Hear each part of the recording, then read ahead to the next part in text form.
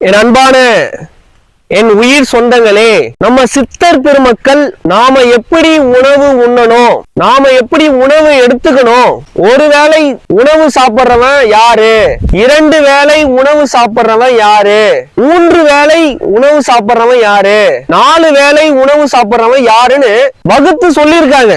ஒரு வேளை உணவு உண்பவன் யோகி. யோகினா யாருன்னா போதும் என்ற மனசு உடையவன், மனதை ஒருநிலைப்படுத்தியவன், ஐம்புலங்களையும் ஒருநிலைப்படுத்தி ஆளுபவன் யோகி. மனதை அமைதியாக நிம்மதியாக வைத்திருப்பவன் யோகி. இறைவனோடு இணைந்தவன் யோகி.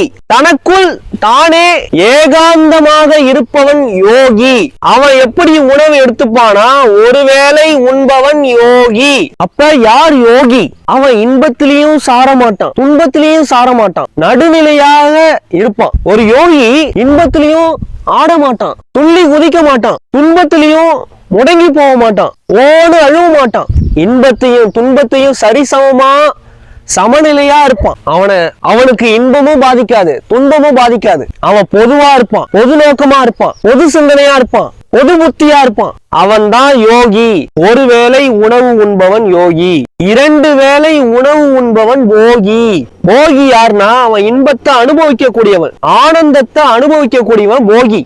அவன் இல்லற வாழ்க்கையிலே வாழ்வான், இறைவனோடு கலந்து வாழ்வான், இறைவனை வழிபடுவான், தன்னையும் ஆனந்தமா வச்சிருப்பான், தன் குடும்பத்தையும் ஆனந்தமா வச்சிருப்பான், மெய் வாழ்வியல வாழ்வான், அறத்தை கடைபிடிப்பான், உண்மையே பேசுவான். அவன் உண்மை இன்பங்களை அனுபவிச்சு ஆனந்தமா வாழ்பவன் போகி. அவன் 2 வேளை மட்டும்தான் உணவு எடுத்துப்பான். 3 வேளை உண்பவன் ரோகி. ரோகினா நோயாளின்னு அர்த்தம். அவன் நோய்வாய்ப்பட்டவன். அவன் வயிற்றுல போட்டு உணவை இடிச்சுனே இருக்கான். வயிறுல இருக்கிற உறுப்புகள் எவ்வளவுதான் வேலை செய்யும், ஒரு கட்டத்துக்கு மேல செயல் இழந்து போகும். ஒரு கட்டத்துக்கு மேல உடல் உறுப்புகளோட சக்தி ஆற்றலை இழந்து போகும். அதுக்கு நீங்க வேலை கொடுத்துனே இருந்தா என்ன ஆகுறது? அந்த வயிறுக்குள்ள எவ்வளவு வேலை நடக்குது உங்களுக்கு தெரியாது. தேவையான உணவுகளை எடுத்துக்கும், தேவையில்லாத உணவுகளை வெளியேற்றும், ரத்தத்தை சுத்தப்படுத்தும், சுத்திகரித்து சுத்தப்படுத்தும், ரத்தத்தை உடம்பு முழுக்க பாய்ச்சும். நீங்க சாப்பிடுற உணவுகளை மைய வச்சு பொசுக்கி மலமாக்கும், நீரை சிறுநீராக்கும். நீங்க சாப்பிடுற உணவுகளை மைய வச்சு பொசுக்கி ரத்தமாக்கி, ரத்தத்தை உற்பத்தி பண்ணி, ரத்தத்துல இருந்து மஜ்ஜையை உற்பத்தி பண்ணி, மஜ்ஜையில இருந்து விந்துவை உற்பத்தி பண்ணி, கடைசியா தேவையில்லாத கழிவுகளை மலமாக்கி, தேவையில்லாத நீரை சிறுநீராக்கி நம்ம விட்டு வெளியேற்றுது. இவ்வளவு வேலைகள் உடம்பு செஞ்சுன்னு இருக்கு. அப்ப 3 வேளை நம்ம போட்டு இடிச்சுனே இருந்தா அது கதறும், அது அழுவும், அது தேவையில்லாத நோய்களை உண்டாக்கும், சோம்பேறி ஆக்கும். அதிகமா உணவு எடுத்தா சோம்பேறி ஆக்கும், அப்படியே மந்தமா வச்சிருக்கும். ஏன்னா நீங்க சாப்பிடுற உணவு தான் காரணம். அதனால்தான் 3 வேளை உண்பவன் ரோகின்னு சொன்னாங்க. அறிவு வேலை செய்யாது, மூளை வேலை செய்யாது, அப்படியே உங்களை அப்படியே வச்சிருக்கும், மந்தமாவே வச்சிருக்கும். அவன் ரோகி. ஒருத்தன் இருக்கான், அவன் ரொம்ப முக்கியமானவன். 4 வேளை உணவு உண்பவன் உன் உடலை விட்டு உயிர் போகி. சாப்பிடுறதே வாழ்க்கையா இருந்தா, சாப்பாடை போட்டு இடிச்சுனே வயிற்றுல போட்டு இடிச்சுனே இருந்தா உயிர் தெரிச்சு இந்த உடலை விட்டு போயிடுமா.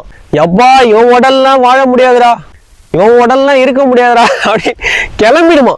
அப்ப உயிருக்கு நீங்க பாதகம் செய்றீங்க, உயிரை பாதிக்கிற மாரி செயலை செய்றீங்க. அப்ப நீங்க 4 வேளை உண்பது உயிரை பாதிக்குது, உயிருக்கு தொந்தரவா இருக்கு, உயிருக்கு துன்பமா இருக்கு. உறுப்புகளுக்கு வேலை கொடுத்துனே இருக்கக்கூடாதுங்க. திணறும், ஒரு கட்டத்துக்கு மேல திணறிடும். அதுக்கு ஓய்வு கொடுக்கணும். தூக்கம் இல்லைன்னு வச்சுங்களேன், அவ்வளவுதான், கதை முடிஞ்சுது. அவன் ஏற்கனவே மன உளைச்சல்ல இருக்கான், மன பிதட்டல்ல இருக்கான், மன பினாத்தல்ல இருக்கான். இன்னும் தூக்கம்லாம் இல்லைன்னா முடிஞ்சது, கதை முடிஞ்சது. அப்ப 4 வேளை உண்பவன் அவன் உடலை விட்டு உயிரே போயிடுமா, தெரிச்சு போயிடுமா. இதுல நீங்க யாருன்னு முடிவு பண்ணீங்க? சாப்பிடலாம், ஓரளவுக்கு சாப்பிடலாம், ஒரு ஆரோக்கியமான சாப்பாடு சாப்பிடலாம், ஆரோக்கியமான சிறுதானியங்களை சாப்பிடலாம், ஆரோக்கியமான நவதானியங்களை சாப்பிடலாம், ஆரோக்கியமான பழ வகைகளை சாப்பிடலாம், ஆரோக்கியமான கீரை வகைகளை சாப்பிடலாம், ஆரோக்கியமான அரிசி வகைகளை சாப்பிடலாம், ஆரோக்கியமான தண்ணீரை அருந்தலாம், ஆரோக்கியத்துக்கு யோகாசனம் செய்யலாம், மூச்சு பயிற்சி செய்யலாம், பிராணாயாமம் செய்யலாம், நாடி சுத்தி செய்யலாம், நாய்கதி செய்யலாம், மன அமைதிக்கு தியானம் செய்யலாம், யோகம் செய்யலாம், தவம் செய்யலாம். நம்ம பெரியவங்க இந்த மனித நன்மைக்கு, இந்த மனித நலத்துக்கு எவ்வளோ வகுத்து கொடுத்துட்டு போயிருக்காங்க தெரியுமா? அப்ப அதெல்லாம் கடைபிடிச்சு நம்ம வாழும்போது ஆரோக்கியமா, மன நிம்மதியா, மன அமைதியா, ஆனந்தமா, மகிழ்ச்சியா, இறைவனோடு கூடி வாழலாம்.